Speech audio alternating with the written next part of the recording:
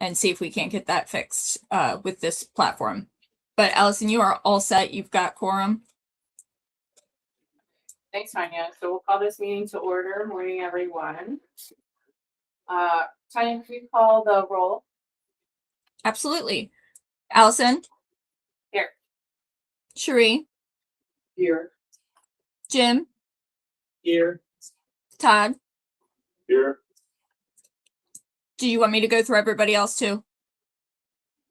Sure. Let's go ahead and say who all is in attendance. Okay.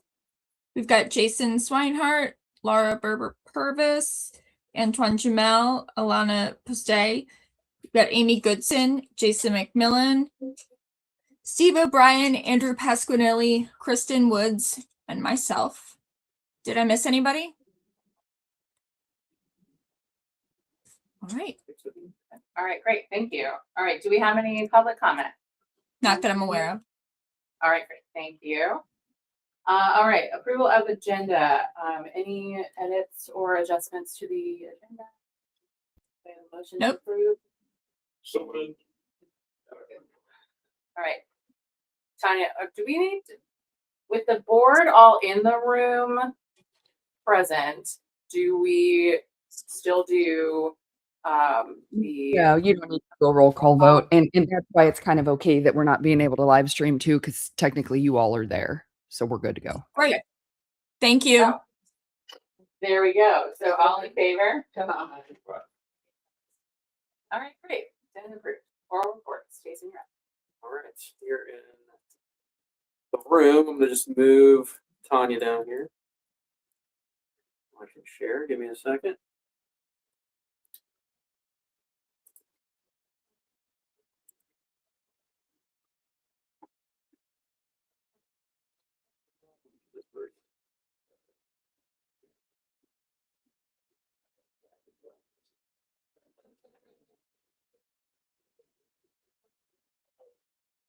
Okay.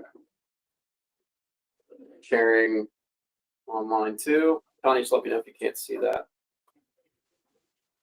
Okay. Well, today is the last day of school for students and staff. Well, staff has another week and a half or so to finish up some things, do some end of the year training, etc. as we head into the summer. So obviously a little differently than what we find traditionally. The last day of school is much more about having those kids to get their last assignments in, those different types of things. We did a lot of our end of year celebrations or events a little earlier in the week, or right post testing. We did our last assembly of the year. So we'll talk a little bit about how those FBAs went yesterday, or on Wednesday, excuse me. But real quick enrollment update.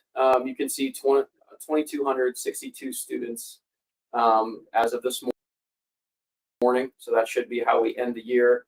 But, we were at 1,660 at the end of last year. So obviously quite a bit different. We've maintained that enrollment growth really throughout the course of the year. Anywhere from, I would say, 400 to 600 more students at any given time throughout the course of the year. It's fluctuated a little bit. When we talk about intent to return as well, since we're very much in that season of seeing how many of our students are coming back next year, on this slide, you also see how many of these different areas are returning as of now into next year. So overall, you see 1,542 yeses. We still have, I think it's like 132 that have not filled it out, have not given us an answer. So we'll continue to communicate with them between now and when that official rollover happens at the end of June. And then when that happens, if they haven't given us an answer, essentially it goes to no, that they're not returning. But that percentage is pretty decent. So that's 1,542 of the number of eligible students that are able to return. Any senior, obviously, is not included in that if they are expected to graduate right now. If they're expected to be a winter graduate next year or something, they would be included in that number. So still some opportunity, but headed in a good direction. K-5, we have 569 total students. 448 of those are yeses. And then you continue to see the breakdown all the way down. I will say with our alt population, 161 in that school or in that pilot right now coming out of that 2,262. So as of right now, 77 of those are yeses, and we'll be transitioning to Ohio Bridge connections next year. So that's the setup for that as of right now. Still working through that list. So I anticipate that will continue to go up. And then our special ed population, 295 of those, and we anticipate returning right now as well. I wanted to provide this breakdown here on the right side, this chart. So it kind of shows the last 2 years and what our back to school enrollment has looked like. So when we look at our intent to return numbers, and then we can see what that grade distribution was at this time, or in August, the last couple of years.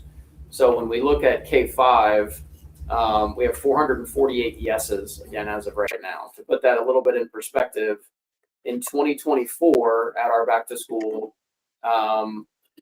we had just over 400 students that were enrolled at that given time. And that's incorporating intent to return from the year before and new enrollees, right? So we're already with our yeses for next year above what our start of the year enrollment was in 2024. Now, with the growth that we saw last year, we are, of course, lower right now. We're lower with our intent to return than we were at the beginning of the year, which we anticipate.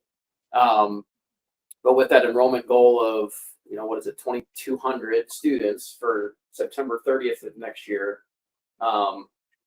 it's making up that difference between the 1,542 that we have now as of yeses and the 200 number. So there's still plenty of opportunity for growth, plenty of need for growth, to get to that number.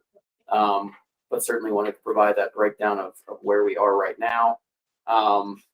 Enrollment, I would say the enrollment season right now, as we've talked about in the past, doesn't usually pick up until July and August is when we start to see the largest influx.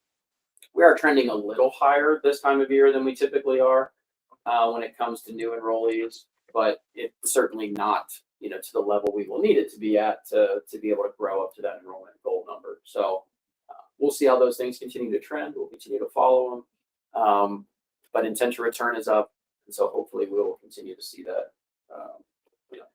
manifest itself into more enrollment into next year. Any questions about this piece? You said the 1,542 is not how many that potentially could come back? A total of how many? I don't have the exact number. I know seniors, let me see if it's on here. So 268 are considered final grade seniors. So if you take that out, so roughly 2,000 would be the number that we're looking at that would be eligible to return for next year. Yep. Okay, I'm going to turn it over to Alana for our senior and graduation update. You should have a sheet of that as well in front of you. Good morning, guys.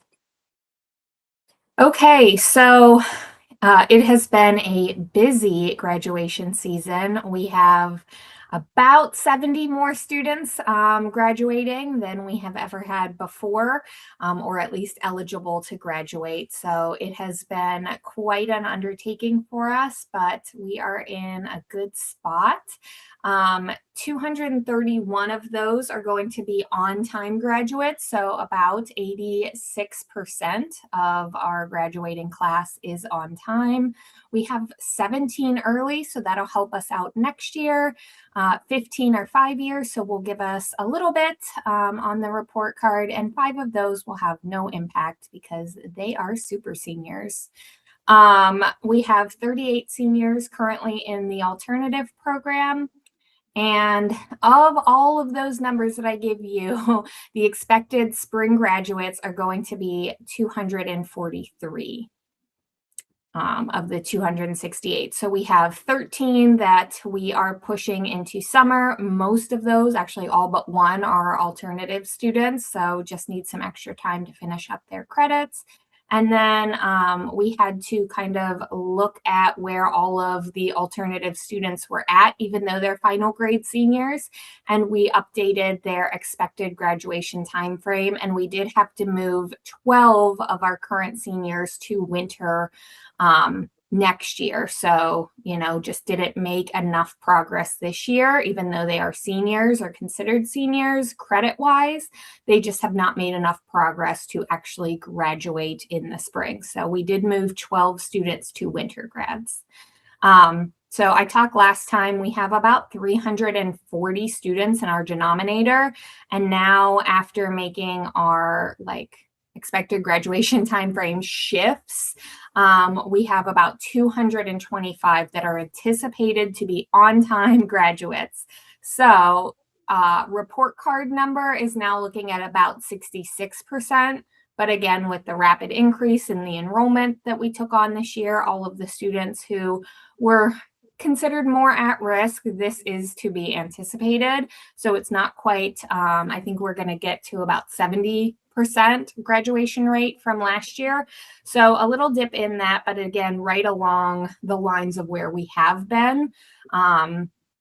It's just working with all of these kiddos. So did pull some numbers just yesterday afternoon for you to get as many up-to-date numbers as possible, but ready to walk are 162.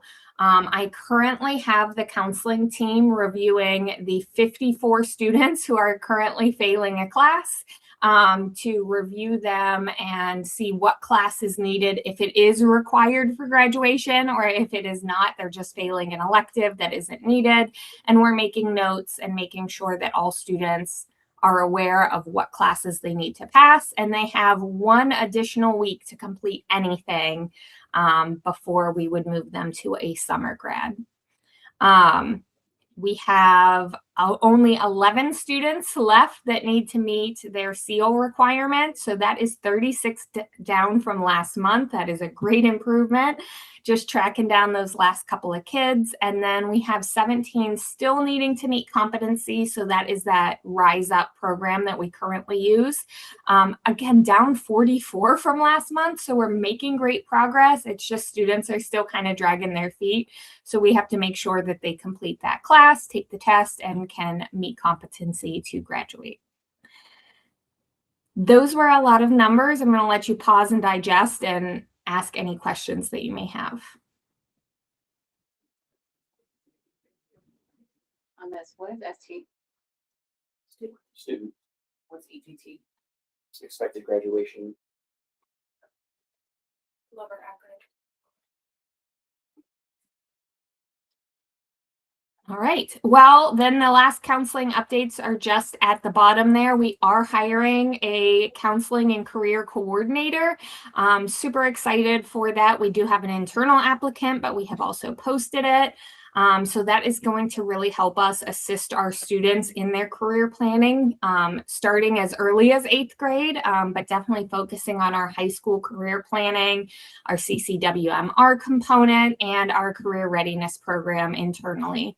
So that's going to be some much needed area of growth and improvement in the career planning for our students.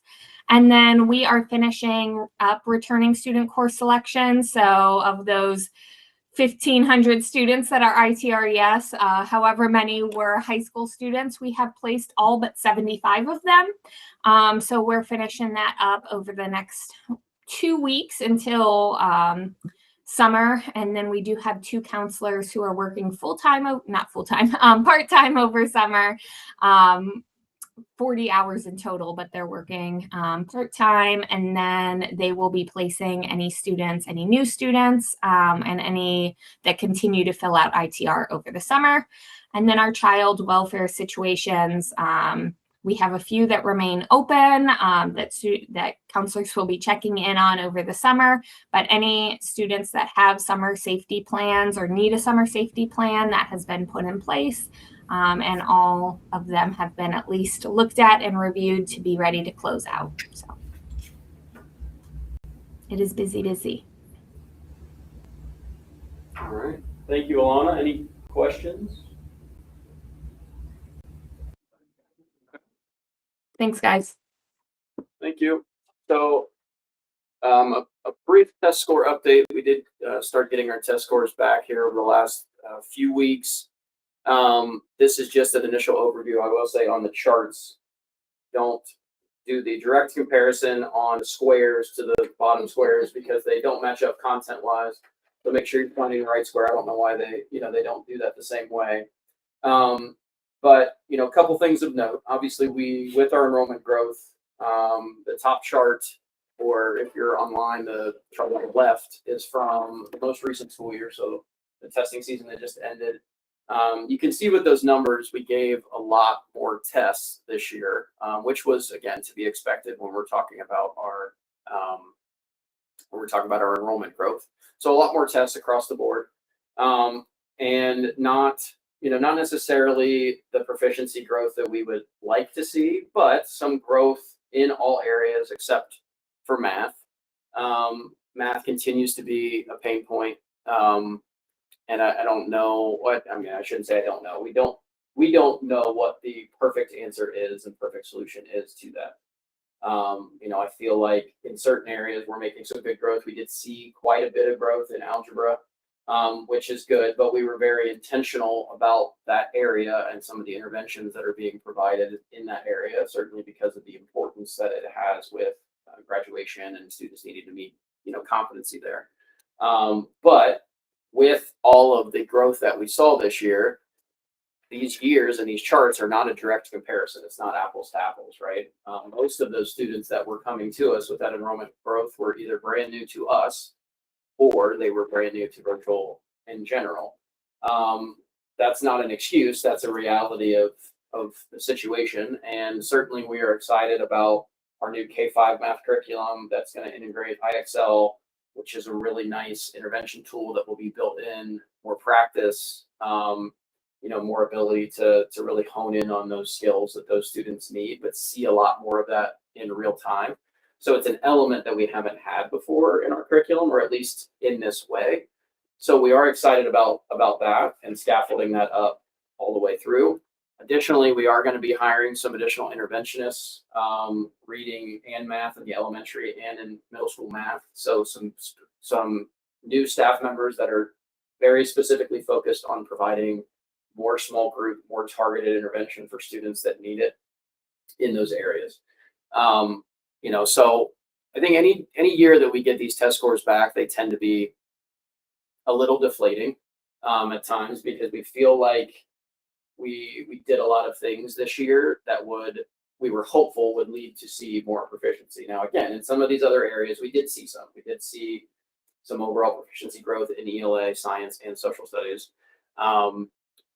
But math continues to be that main sore point, and one we will continue to work on. We do have to add a math goal to our state one plan into next year. So we'll be working on that here over the next month to make sure we're incorporating it. A lot of what I just mentioned with the new K-5 curriculum, new interventionists will be a big part of that.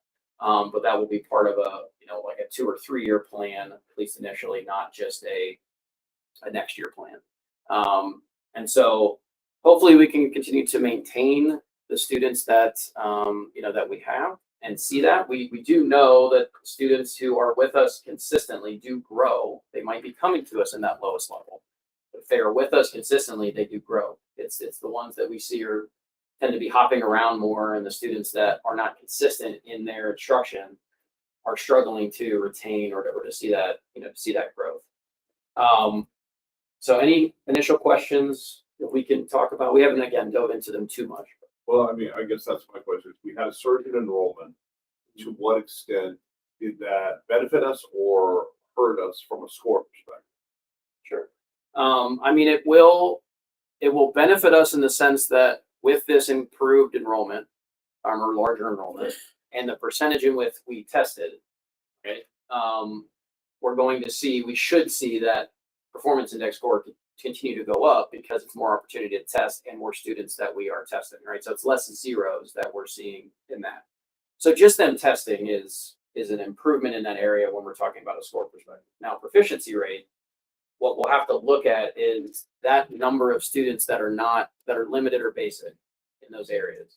How many of them are new versus how many of them have been here 2, 3, years, et cetera. That's the big piece that we'll have to dive into to see, okay, how many of these students were brand new to us, and oh, that was a 50% or 60% of that lowest population, and then how many of them are returning that we know we're going to need to continue to work at next year. So we don't know that perfectly, but that is certainly a big piece of that. So pros and cons to the enrollment growth, obviously, with making sure we're getting over that 95% participation rate, we're getting more of those kids tested, more performance index score, et cetera. We should continue to see that increase. Yeah, I guess what I say, what I'm focusing on are the kids. To what extent are those who are new, in a sense, diluting progress we are making with the students who have been here from the previous year? Sure. And or is it the opposite? In fact, that we've had a surge of students and they were actually doing better, and we're not succeeding with the students we already had here. Either is hypothetically possible. Sure. I'm just curious. Okay. Yes, and then we should have. I don't know that we will have that full dive in by our next meeting in June, since that's a couple weeks away, but certainly by our August meeting, because that is intentional. We did that over the summer a lot, so we should have that information to be able to dive into that more. Sure. Yeah. Any other initial questions with this? I do want to pass it over to Laura in a second to talk specifically about third grade and some growth there, but This might be super obvious, but I'm going to ask it anyway. What are the colors and what are the percentages indicating? Is everyone in red, those who didn't pass? yeah, so from left to right, Like A, B, C, D? yeah, left to right. So basic is the lowest. The green is considered that 700 mark. So anybody on that green area is proficient or above. So it's basic, limited, proficient, and then it's advanced and accomplished. Limited and basic. Limited is the lowest? Yeah. Okay, sorry. Limited is the red. Basic is the yellow, was but looking at it it. is lowest. So like 1, 2, 3, 4, 5 is the from left to right as you're looking at. So since we're asking the question, why are the graphs not to scale? It's a great question. These are pulled directly from the state like the website when they provide them to us. So it's Grade 9 is listed last. these are all Just- all wonderful. It's all wonderful. That's okay. I looked at some of these this morning and I initially saw, and I just looked at the graph and not the content area. I was like, we dropped this much? And then I was like, okay, good. I was at least looking at the wrong grade. So that brings me down when I was. Yeah, I mean, the distribution of them as on a grid is also kind of annoying. Naturally, you think the first graph is the same as the first graph, Right. the second. Yeah, But yeah, I'm working around that scale and order of grades. And yeah, yes, all the things. Agreed. Okay, but Laura, any specifics on third grade? Okay, so third grade spring, we had 87 third graders that took their tests, or that we were required to test. Some of those started the school year with us, some of them enrolled in February. Of the 87, we had about 32 or 37% that were proficient. Not great. But if you look at who we've had, my estimate is that 74 of those 87 are going to count on the report card. And I say estimate because we're still too early for me to make predictions there. But of the 74 students who have been here long enough, we have a 48.6% passage rate for those students who have grown. Of the students who have tested in the fall and the spring, we had 17 kids grow one complete performance level. So they went one of those colors up. We had 8 kids move 2 levels, and we had 1 student move 3 levels, which was from basic, below proficient, to advanced, which is the highest. Those are third grade students. This is the second year that we've had our reading intervention teacher, and she is very excited about the growth that she has seen from those second graders to this year's third graders. So we have 36 that we are looking at that passed the state test. We have an additional 12 who have passed the alternative reading test. So we use Renaissance, their third grade test there.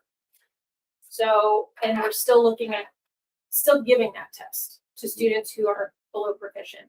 We did pilot, if you recall, 6 students for remote testing for third grade. Of those 6, 4 did earn proficient or better. Now, 3 of those were not proficient in the fall. The one who was proficient did not meet his reading subscore, but did when we remote tested him.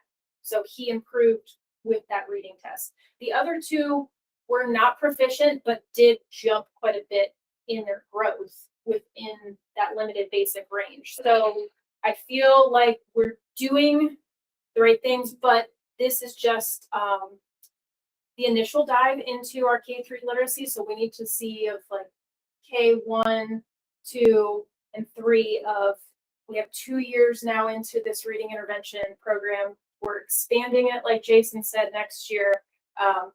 But the initial growth of watching 17 kids move up one performance level is huge. And 10 of those kids were above proficient.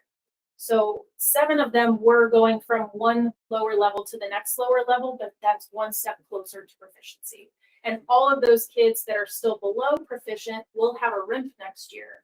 So in theory, you keep doing what we're doing and expand on it, they will earn their proficiency in 4th grade.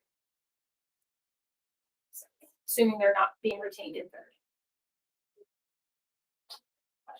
One thing to clarify with the proficiency rates too, that even though those additional 12 or so kids pass the alternative, that won't count as them being proficient on the report card. Only the state test counts in meeting that proficiency on the report card. Now the 40, what do you say, 48%? That is an improvement from last year. Yes. So again, still too early to know what exactly that will look like. We probably won't know that until August meeting at the earliest. And then of course, as those windows close, we'll see what that translates to the report card. But as we talked about with the report card as a whole, we already knew we were growing on graduation rate or maintaining from last year's rate. We already know we are growing in the CCWMR component when we look at last year's because we improved 10+% in that. So if we can just maintain in the other areas, that will be enough to bump up on the report card, back up to where we have been. I know the last few years we've kind of fluctuated that 2 to 1.5, 2 to 1.5. So we should be back up to the 2. And then obviously at that point, the focus can continue to be on trying to get to the point where we're no longer going back and forth. We're only going up. We've talked about where we feel like there might be a ceiling for virtual schools in the state. I don't know that there's ever been a virtual school in the state that's had 3 stars. I think 2.5 stars is the largest. Maybe someone has gotten to 3. So that's just the reality of kind of how the report card is, the student population that we have and where those are. But we know that we're, able to get back up to that next level with the growth we've had. Now we just need to continually maintain that and see that progress. And K-3 literacy is a big one. I know that there's something out there where they may remove the K-3 component from the report card. I've heard that rumor. Who knows whether or not that happens. And the report card will continue to morph. When it comes to testing specifically, Laura mentioned remote testing. We did remote test other students. We have not delved into any improvements specifically with those in what it showed. But I can say that remote testing will increase next year. I know that it hasn't been officially approved yet, but in legislation, it's going to be now providing the opportunity to families to let us know what their preference is. So when they enroll, when they start the year, it's telling us, how would you prefer to test? And unless there is a reason why we cannot do that, or that we think strongly that they should not test remotely, we will essentially need to test them remotely in the next year. That's also expanding what tests can be given remotely. So this past year, it was only in the spring. For next year, my understanding, it would be any required test throughout the course of the year can be given remotely if the school chooses. So what we'll have to think about is what makes sense financially, what makes sense, what's the best, well, I shouldn't have led with financially, what makes best decision there for the students individually, right? The requirements are still going to be the same for we have to test them within 50 miles of their home. And so what impact does that have to teachers not having to be out of the office as much? I do think when we talk about our end of year engagement, etc., teachers being out on spring break, then teachers being out for testing, we start to see a little bit of that lack of engagement those last couple months of the school year because the ability for us to engage with them is much lower with having to just constantly be out of the office. And then it becomes a scramble at the end of the year. So I don't see remote testing from that perspective as a huge negative by any means, because if we can keep teachers in the office more to engage with the students more consistently during that important time of the year, I think that long term is a benefit. But now there's other layers of remote testing, what that looks like. Someone still has to test those students remotely. We can't do it with 30, 50 kids in a room. You can only do it with, what is it, up to 12, I think, or 9. Yeah, they may adjust that. But so that's another element that comes into it. You know, you're talking about more testing sessions over a period of time. So we'll see where that goes, but still some opportunity. And I'm sure that it'll be a mixed bag as it continues to be with how students test remotely versus in person. So I wanted to say one of the remote students, third graders that I tested in the fall, she was basic. She was that yellow color. I was cracking up testing her because she was verbal throughout the entire test, reading it, questioning why are they asking it this way, and she scored in the. I may have teared up a little bit when I saw her there, but I know we talk a lot about chasing that proficiency. I'm also celebrating the fact that we had 4 kids that we moved from accomplished to advanced, so that blue to the purple. So we are looking at all students and their ability levels. It is not just those lower level students. We want all of our students to learn, and I think also the teachers, I mean, it starts with them. They are looking at the data, but their ultimate goal is growth, regardless of where the student is right now. And they're not leaving anybody behind, even if they're already there, per the report card. So we celebrate all of the growth. Yes. all right, just one more quick slide here, just some additional end of year notes. We did have our end of year family engagement activities on Wednesday. Obviously, the weather was not great. We did have a Clippers game. They ended up playing the Clippers game, but I was very frustrated because I was sitting here. We decided earlier in the morning to cancel it, but a lot of families coming in, and then it like just kind of sprinkled throughout the afternoon. And it's like, where's this downpour that we said we were going to get? So we're working with the Clippers on an alternative. Hopefully we'll be able to figure something out to where we can still provide tickets to a game at a later date for those families that were attending. But we did have 75 students attend the U.S. Air Force Base Museum, and that was well received. We also had an additional 50 students brave the weather up at Hale Farms, which is Akron Canton area, which is more of like an older time village, like 1800s village, and they go around and they show you, glass blowing and how they're making different things, and so have some great pictures of students and staff enjoying that day up there. And then we did also have some virtual engagement sessions for GRCA students and alternative students as well that were led by teachers. We are working through interviewing, so some positions that we know are coming into next year, some of which I already talked about. Some are just typical times of year as we look into next year. But we do have some final round interviews today for our middle school assistant principal. So Laura has been our K-8 assistant principal for like 7.5 years, however it worked out. And so she will be transitioning fully to K-5. And so allow for her to focus more specifically on that K-5 group, which I think is maybe a surprising shift for Laura from what she originally started with, from being a high school English teacher, but excited for that. And then also excited to be able to add an additional middle school assistant principal, because I think honing in on these great areas more than we've been able to do from an administrative perspective, I think will be really important, and expect big things there.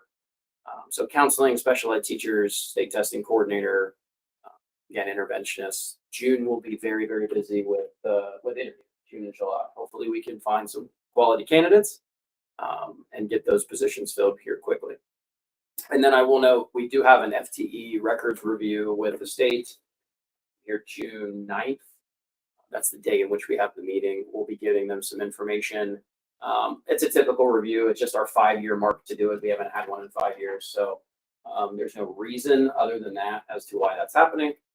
So I should have an update on the outcome of that at our June meeting. I'm sorry. What is that records review? What are they?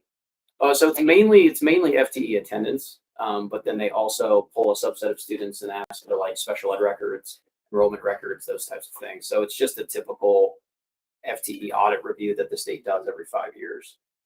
We did have one our first year, our second year, and our third year. Because first year we have to, second year it was random, and the third year we had to again, and then now we're on year 8, so we're on our 5-year cycle. Blessing for full-time enrollment. Full-time enrollment. Yeah. And it's like full-time employee, like like Full-time enrollment. like that makes sense. Okay, well. So it's usually a pretty quick turnaround. June 3rd, we're provided with a list of students that we have to pull reports for and provide records for. We provide those, and then they review them and give us a report on what they see. Yeah. Any questions? That's it for me. Thank you. Good. Thanks, Jason. All right, moving on to financial report, Jason McMillan. All right, thank you. Good morning, everyone. So just very quickly go through April's financials.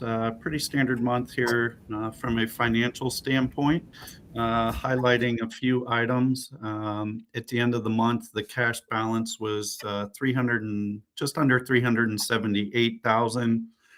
You'll see at the end of the month here, we did have 2 outstanding invoices to Pearson, the March invoice as well as the April invoice.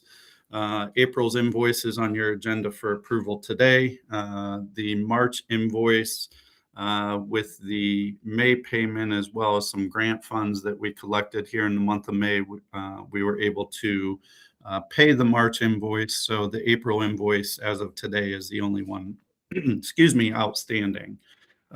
In the month of April, as Jason mentioned, we continued to receive our funding on a higher FTE. So we're just around or just over 2,000 student FTEs on what we're being paid on. As I mentioned, here in May, early May, we completed some additional requests for federal fund reimbursement. So we'll see those reflected in the May statements. But overall, financially, here in the month of April, the one thing I do want to point out, as we're kind of in this last quarter of the fiscal or academic year, you will notice that Pearson did provide the service credit, deficit protection credit of about $1,350,000 for the month of April, and that's why our April invoice is considerably lower than where it is on a monthly basis. So that's why our invoice is much lower, but you'll see that reflected in the financials as well, since we've received that credit. The other item financially, you'll see that Pearson has provided the forecast through the end of the year. Here again, as we've trended throughout the year, revenues certainly will continue to trend through the end of the year higher than where we had projected. As a result of that, the revenue and enrollment-based fees will continue to trend higher. The service credit that we received this month and projected to receive through the end of the year as a result of the continued higher enrollment and revenues, that credit should be lower than where we had projected for the year on an annual basis. So overall, here again in the last quarter here, as we receive these credits from Pearson, the financials will come back in line with where we had originally budgeted for the year. But overall, here again, month of April, pretty standard month from a financial aspect or position. That would conclude my report, but certainly if you have questions, happy to address anything. Great, thanks, Jason. Anyone have any questions on our financial report? All right, very good. Thank you very much. Thank you. All right, moving now to consent items. We have several. We have the approval of the minutes from the April meeting, staffing report for April, Pierce invoice for April that Jason was talking about, bank rec, and that's it. Any questions on consent items, or do we have a motion to approve all consent items? Okay, one vote. Second. All right, all in favor? Aye. Opposed? All right, consent items are approved. Thanks, everyone. Moving now to action items. We'll start with we'll do the budget narrative and budget package. Sean? I'll take that. And good morning, Hi. Morning, everyone. Sorry, Steve. did I interrupt? No, I was just having a mind pickup. You're all good. Go ahead. All right, I will share my screen here. There's two documents, as you mentioned, the budget package, which is the budget, and it has a lot of detail and a lot of numbers in it. So we created this budget narrative to kind of summarize it and highlight the key details of it. But worked hard with Jason, Andrew, and Kristen over the last couple of months to develop this. But the process is it starts with the board approving that fall enrollment goal of 2,200. That's where the budget process starts. From there, we calculate a funded enrollment number based off of historical data from fall enrollment counts to funded ratios. And from there, we use the per pupil basis and calculate the revenue that is forecasted for fiscal year 27. As you can see here, the total budgeted revenue is 19.6 million, mostly consisting of that core foundation funding, which is about 73% of the total revenue forecasted for fiscal year 27. And then you can see there's also various other funding streams that the school will receive, or we are projecting them to receive in the upcoming year. Are there any questions on revenue and how we got there with those calculations? I don't have a question on revenue, but on the proposed staffing ratios. Last year, you had included a line about success coaches. Did we just not include that? The success coaches was the staff specifically hired to focus on the pilot program, the alternative program. Oh, okay. So since that's pulling out into its own separate school, they would be going with that. Got it. All right. Thank you. Yep, no problem. So next step, after we have the budgeted revenue number, we calculate what we believe the average student enrollment would be, and we use that to calculate out the expense side of it. And the like you mentioned, the staffing is the biggest probably portion of that.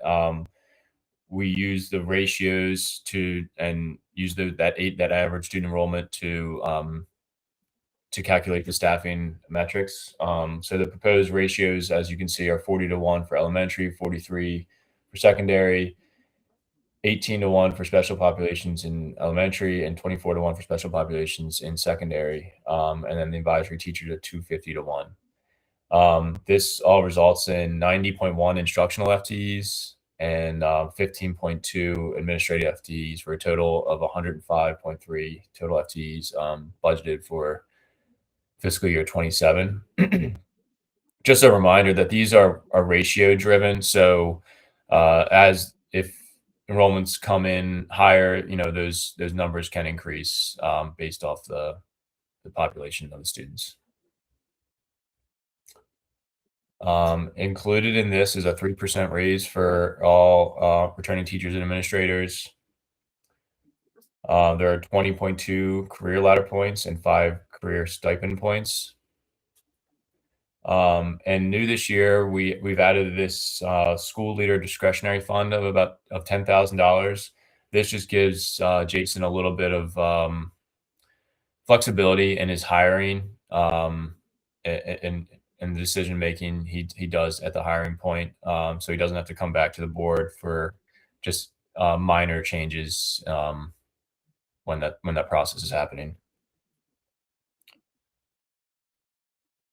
The benefits, retirement, and employer tax rates have remained flat this year. There's no increase to those. Any questions on staffing and the staffing sheet?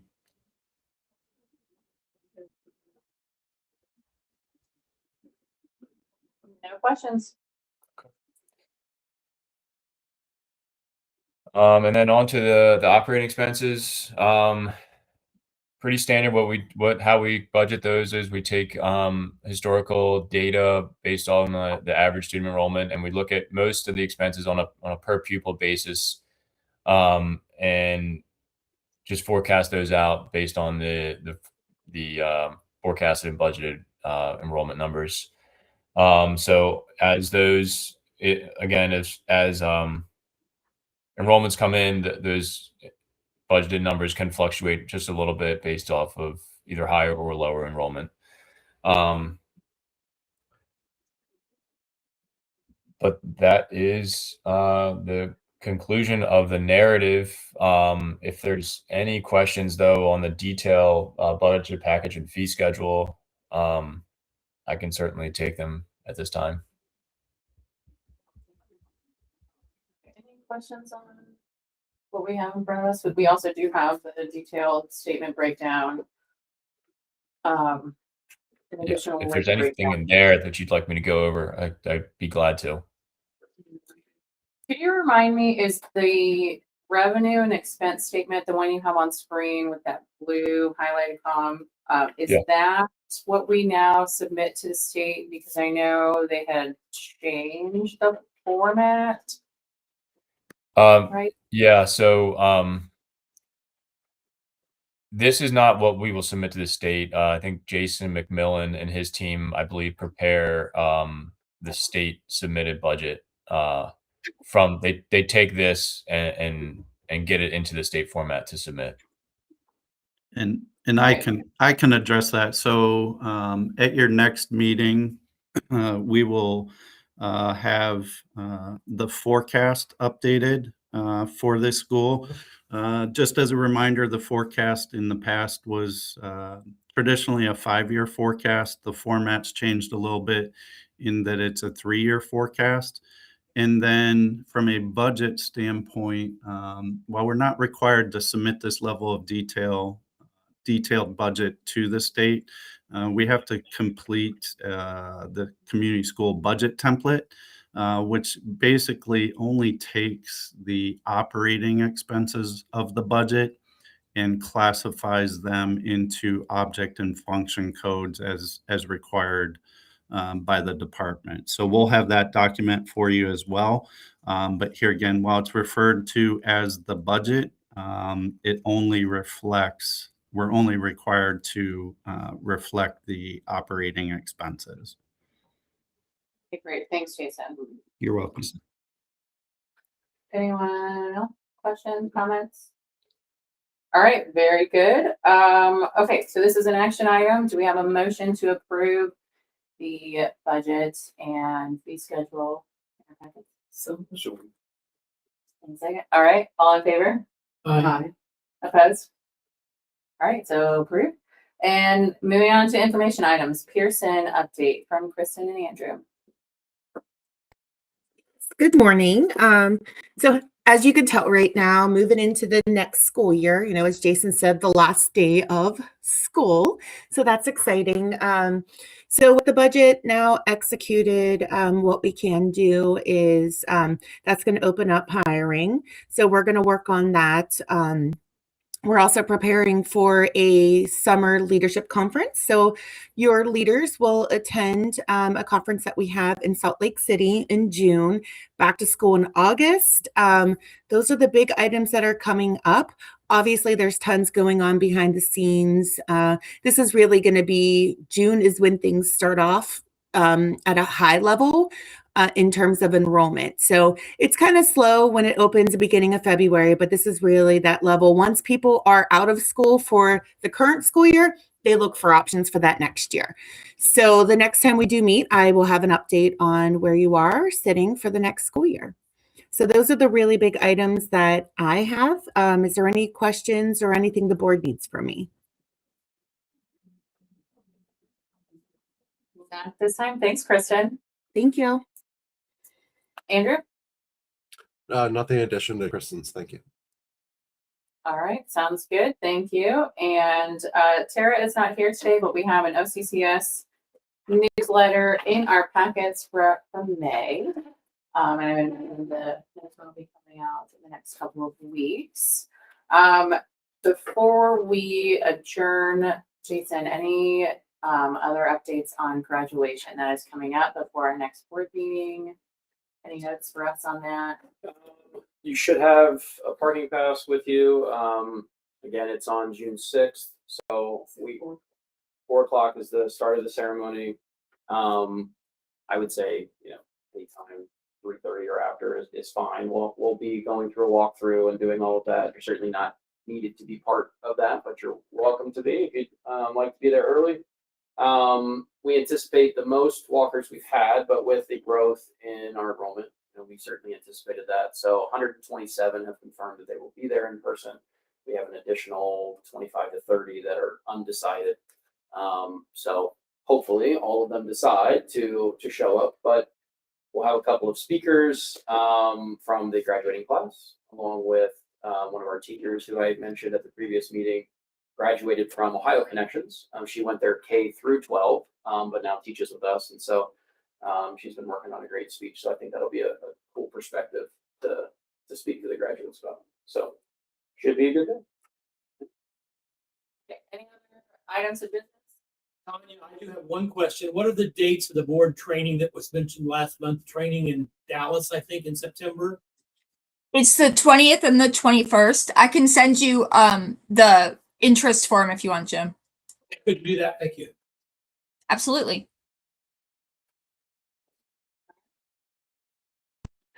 Seeing no other business, we are adjourned and we'll meet next June.